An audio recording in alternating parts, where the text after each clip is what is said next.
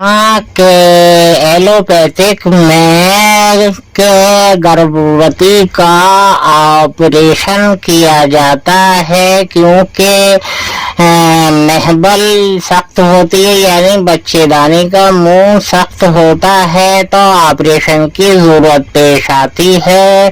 लेकिन एक ऐसी भी दवा है जो कि होम्योपैथिक में है, जिसमें के उसकी इस्तेमाल से बच्चेदानी का मुंह इतना नरम हो जाता है कि बच्चा बआसानी पैदा हो जाता है।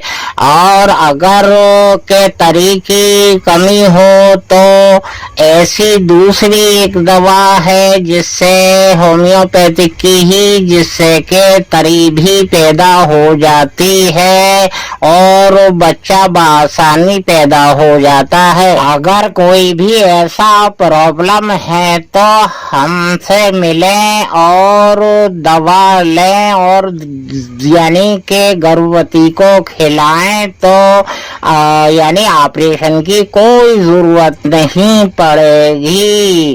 अब ये 45 बरस का तजर्बा है। अपनी पत्नी को ऑपरेशन से बचाएं और हमसे मुलाकात करें।